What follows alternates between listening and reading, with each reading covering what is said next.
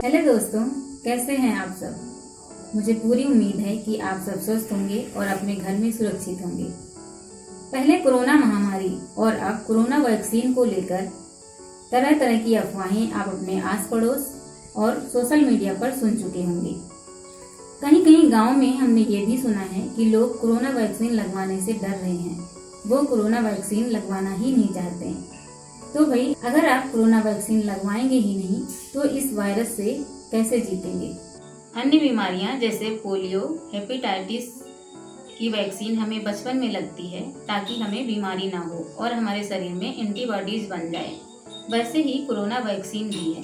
चलिए और गहराई में जानते हैं कि आखिर कोरोना वैक्सीन इतना जरूरी क्यों है। आपको बता दें कि एक शोध के जरिए ये बात सामने आई है कि अब कोरोना संक्रमण हवा के जरिए भी बहुत तेजी से फैलता है, न कि पहले की तरह केवल संक्रमित सतह को छूने से। तो भाई, इसका एक इलाज तो है कि आप मास्क पहने, वो भी एक नहीं दो मास्क पहने। लेकिन कब तक? ये भी कुछ हद तक ही आपको संक्रमण के खतरे से बचा सकता है। कोरोना वैक्सीन न लगवाने वाले गंभीर संक्रमण के शिकार हो सकते हैं, जबकि वैक्सीन लेने वाले इस तरह के गंभीर संक्रमण से बच सकते हैं।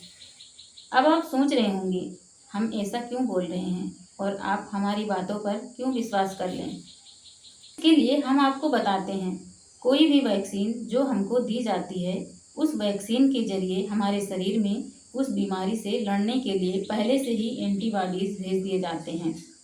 फिर चाहे वो पोलियो या हेपेटाइटिस बी की ही वैक्सीन क्यों ना हो, सभी वैक्सीन यही काम करती हैं। कोरोना वैक्सीन के जरिए भी हमारे शरीर में वायरस से लड़ने के लिए पहले से ही एंटीबॉडीज डाल दिए जाते हैं, या यूं कहें हमारे शरीर को पहले से ही वायरस से लड़ने के लिए तैयार कर दिया जाता है। यदि वैक्सीन लगने के बाद आपको कोरोना होता भी है तो एंटीबॉडीज वायरस से लड़ती हैं, कुछ समय बाद पूरी तरह स्वस्थ हो जाते हैं।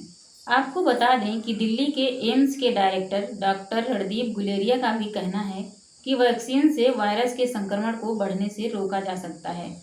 उन्होंने साफ कहा है कि कोई भी वैक्सीन इस वायरस पर 100% कारगर नहीं है। वहीं अमेरिका में हुए शोध के दौरान पता चला है कि अगर लोग वैक्सीन लेंगे तो उनके शरीर में पहले से मौजूद एंटीबॉडीज को और अधिक ताकतवर बनाया जा सकता है। लेकिन अगर उन्होंने वैक्सीन नहीं ली तो वो भी गंभीर संक्रमण की चपेट में आ सकते हैं, जिससे उनकी जान भी जा सकती है। इसलिए आप सभी को वैक्सीन लगवानी ही चाहिए ताकि आपका शरीर पूरी तरह से संक्रमण से लड़ने के लिए तैयार हो। अगर आप वैक्सीन नहीं लगवाते हैं तो आपके फेफड़ों पर कई तरह के नकारात्मक प्रभाव पड़ सकते हैं। इससे निमोनिया, खून साफ ना होना, सांस का तेज हो जाना और इसके साथ ही आपके शरीर के कई हिस्सों को भी नुकसान पहुंच सकता है। फेफड़ों पर असर पड़ने से खून साफ नहीं होता, जिससे शरीर में दूषित खून बहता रहता है और कई तरह की बीमारियों को बुलावा भी देता है। इससे आपके शरीर के घाव जल्दी नहीं भरते हैं। डॉक्टरों ने जांच में पाया कि जिन्हें एक्यूट रेस्पिरेटरी डिस्ट्रेस सिंड्रोम है, इसमें व्यक्ति के फेफड़ों के भीतर तरल पदार्थ लीक हो जाता है, जिससे सांस लेने में तकलीफ होती है या सांस लेना पूरी तरह से बंद हो जाता है।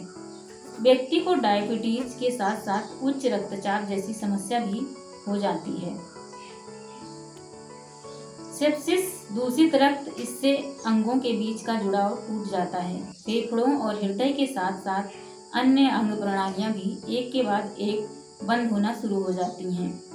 वहीं जब व्यक्ति को कोरोना हो जाता है तो शरीर को संक्रमण से लड़ने में काफ़ी तकलीफ होती है।